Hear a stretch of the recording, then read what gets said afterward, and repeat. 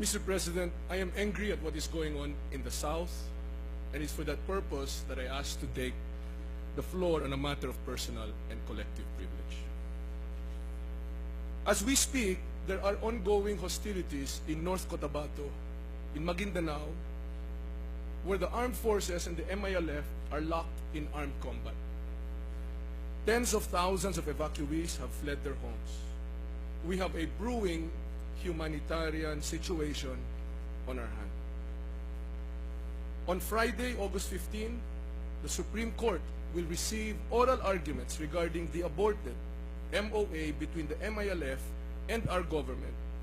And all of this is under a growing atmosphere of dissension and acrimony. This morning, I myself filed an intervention in order to declare this document unconstitutional. This MOA, initialed and sought to be formalized in Malaysia, violates at least 3 major articles of our Constitution. Unang pahina pa lang, hindi napapasa ito sa ating saligang batas. Rather than respect our national territory, this MOA breaks it up into already smaller bits. Rather than uphold the ideal that all government authority emanates from the people, the government had the goal to enter in an agreement that would partition our country and create a state within a state, all without prior consultation with the people of Mindanao or with the people in the rest of the country. It had the goal to shroud this agreement in secrecy. Rather than uphold one sovereign people enjoying the equal protection of law, the MOA effectively splits the citizenry in two, each clothed with differing political and economic standards. Hindi isang salitang walang laman ang soberanya ng bansa natin. Saklaw ng konsepto ng soberanya ang pakikibilang ng mamamayan sa paggawa ng mga desisyon. The Constitution is not just some piece of paper. It is our nation's very substance and spirit. For example, Mr. President, I have with me a copy of what was submitted by the GRP panel in conformity or in compliance with the order of the Supreme Court directing it to release an official copy of the final draft of the MOA to be signed, or what would have been signed in Kuala Lumpur last week. On page 4 of this document, under territorial waters, I read for the record, the boundaries of the territorial waters shall stretch beyond the 15-kilometer BJE, that's the BANGSAMORO juridical entity, internal waters, up to the central government's baselines under existing law. In the southern and eastern part of the BJE, it shall be demarcated by a line drawn from the Magiling Point, Palimbang province of Sultan Kudarat, up to the straight baseline of the Philippines. On the northwestern part, it shall be demarcated by a line drawn from Little Santa Cruz Island, Zamboanga City, up to the Naris Point, Bataraza province, Bataraza town in Palawan. On the western part of Palawan, it shall be demarcated by a line drawn from the boundary of Bataraza and Rizal up to the straight baselines of the Philippines. And what will be the import of this demarcation of territorial waters? The previous paragraph says, these waters shall be under the joint jurisdiction, authority, and management over areas and all natural resources, living and non-living, contained therein. In short, Mr. President, distinguished colleagues, should we not have been told that hundreds of thousands of hectares of our water resources have now been negotiated away as part of this MOA? Should we not have been consulted? Should we not have been informed? And certainly there is nothing in this MOA that says we will be subject to a referendum. The only referendum that is contemplated in this document is a referendum asking the citizens of each of the communities that are being claimed to be a part of the BJE to indicate whether they consent in fact to be part of it or not. Sama ba sila o hindi? Pero tayo, mga mamamayang Pilipino, wala ba tayong say dito?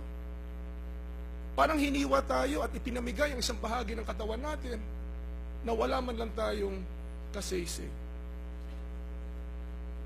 I speak to you now aware of the extraordinary levels of irony present in the situation. We had wanted peace and security achieved through these negotiations. Instead, we are on the brink of war. How have we come to this? We have come to this because of the government's paranoia. The government distrusts its citizens because how can it not when it recognizes that its actions will not stand to the scrutiny of the people?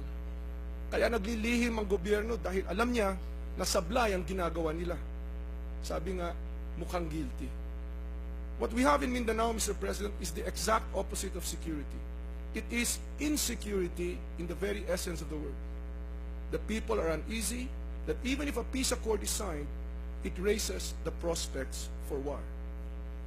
Government functionaries are making lame excuses for their bungling of a peace process that has spawned war rather than peace. Bakit ayaw nilang idepensa ito? Sa totoo lang, Mr. President, sa ating mga colleagues, puros pang-iintriga, puros pagkikwestiyon ng motibo, puros pa-dissembling ang sinasagot ng mga functionary ng gobyerno. Wala ba sa kanila ang tatayo na magsasabi, ako, gusto ko ito, tama ito para sa atin, itong provision na ito ay karapat-dapat lamang. Bakit walang depensang ganon? Bakit puros, ano yung mga motibo ng tumututol dito? Bakit puros pang-iintriga lamang? Mr. President, distinguished colleagues, I demand complete transparency regarding this agreement.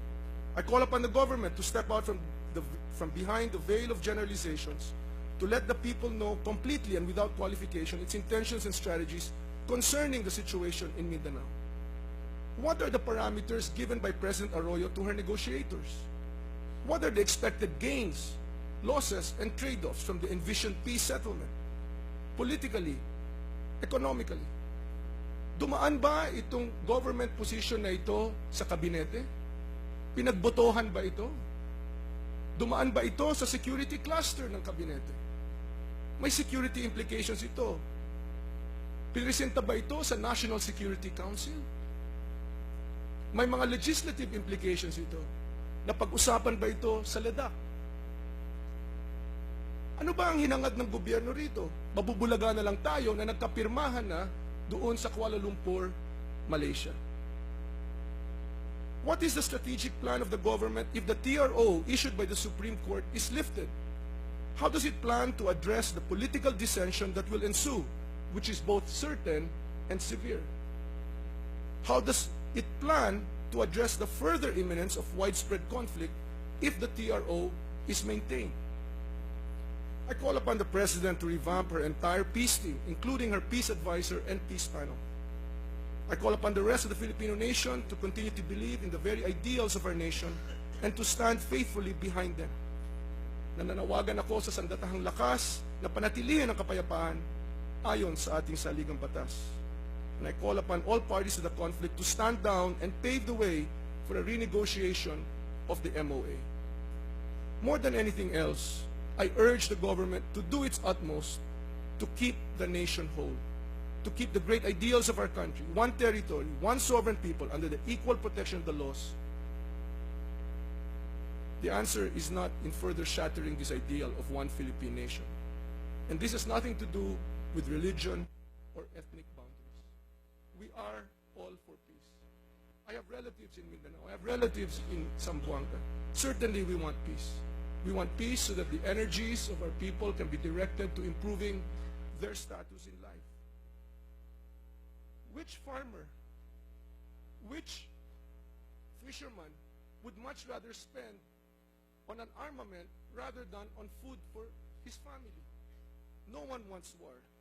No one certainly wants armed conflict.